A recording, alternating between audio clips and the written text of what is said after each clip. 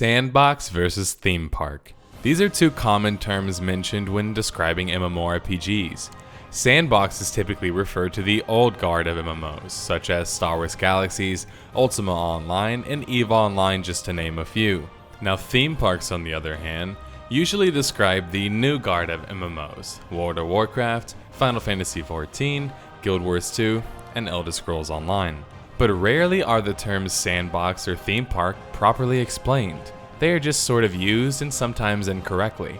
In this video, I will explain the differences between the two, the pros and cons of either system, and finally, which could potentially be the best model moving forward to use.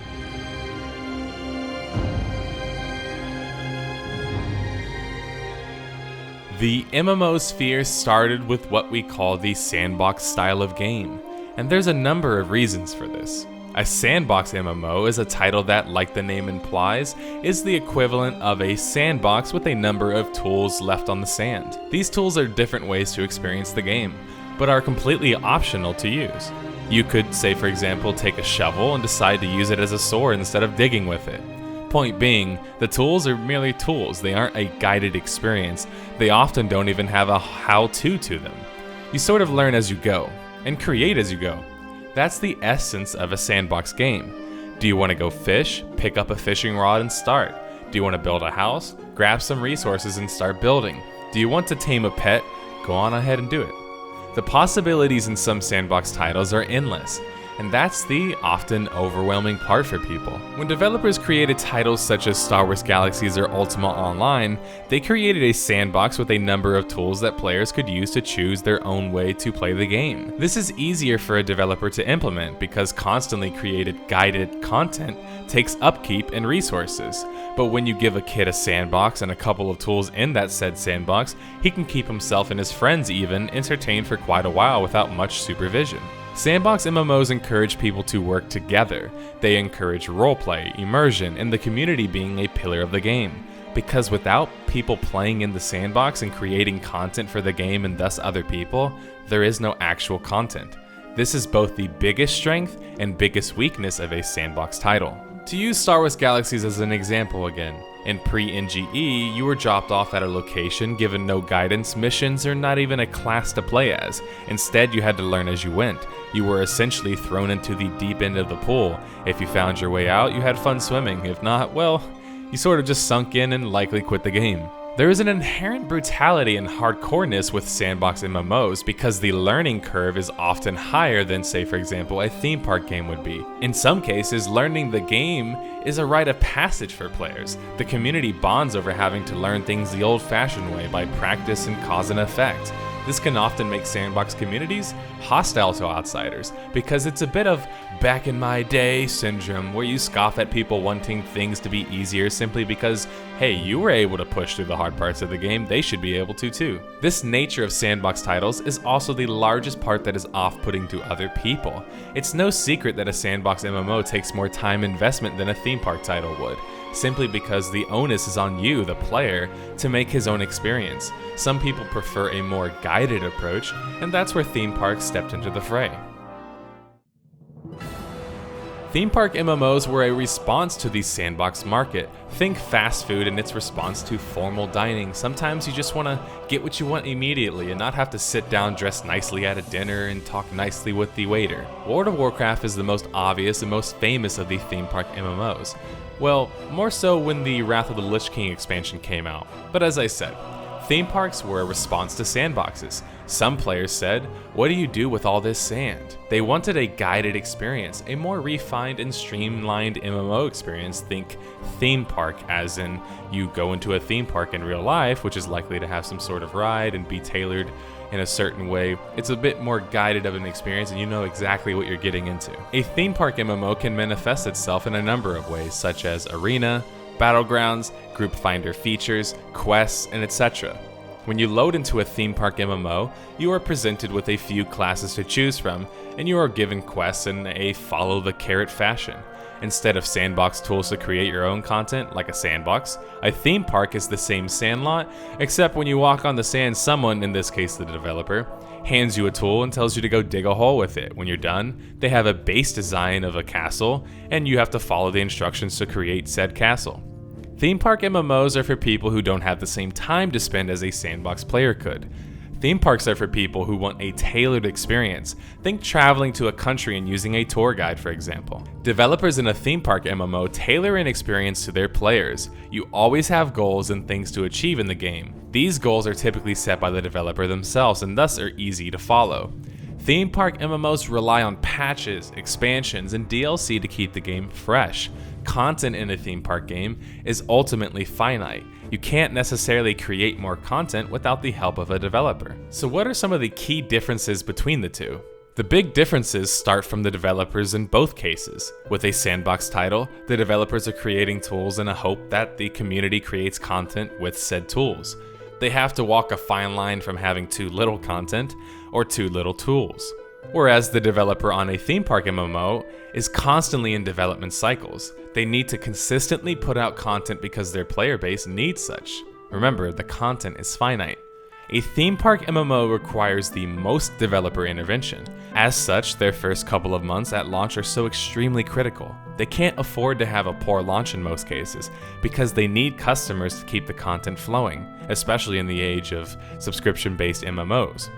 If not, you see instances like current SWTOR, for example, which by most accounts is behind in terms of content added, which leads to a progressive bleed of population. A sandbox title can afford to slow play their launch. Just look at EVE Online. It had such a non-significant launch but continued to truck on until it eventually reached as much as 500,000 in population, which is incredible for a hardcore sandbox game. Oh yeah, that's right. I should probably mention a theme park MMO is going to attract a larger audience just off the bat. They have a more streamlined approach. The casual new players are able to easily join in and learn the game quite quickly.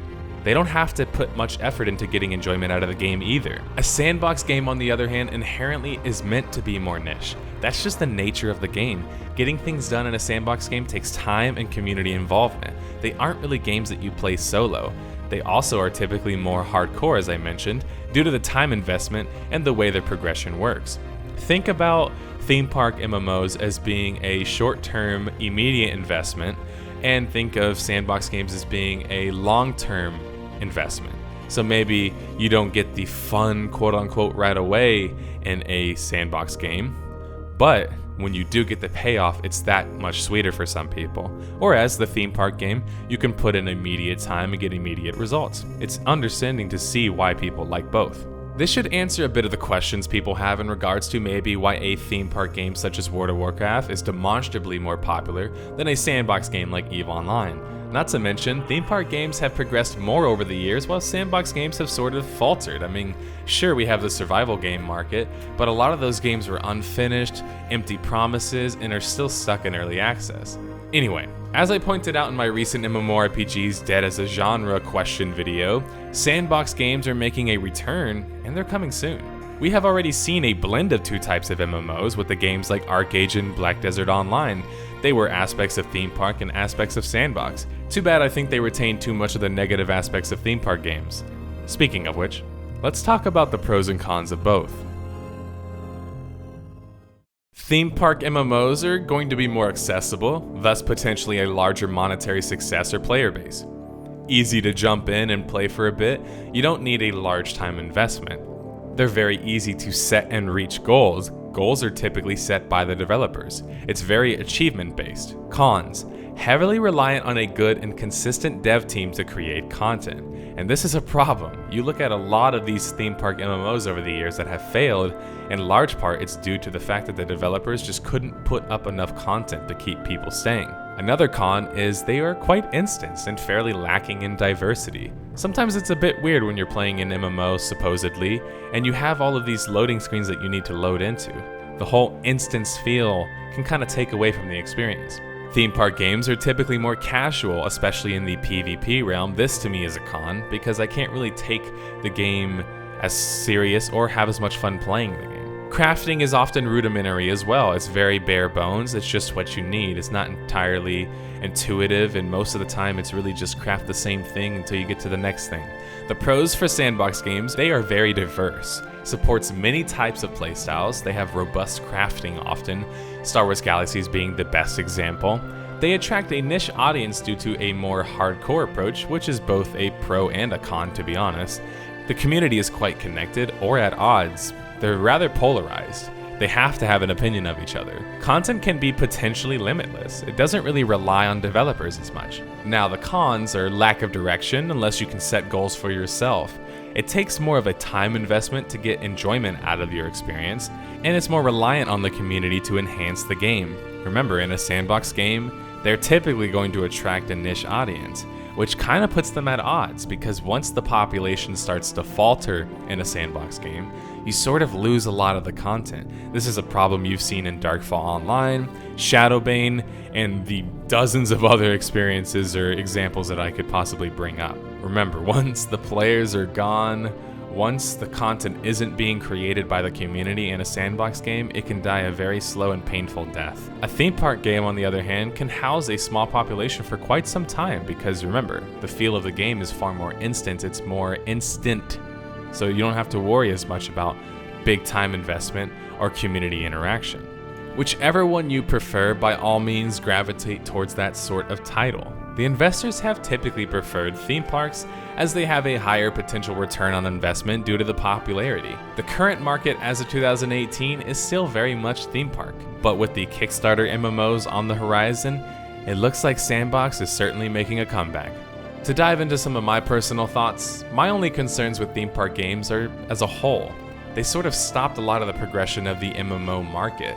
Not to mention, they took MMOs that had wonderful communities and open worlds and turned them into arena and lobby games, which is not my version of fun. Ultimately, I don't think that they are inherently bad. They are good for the audience that they serve. Me, I prefer a game where the community has the onus to make the game better. It makes the MMO and MMORPG fit that much better. Thanks for watching, guys.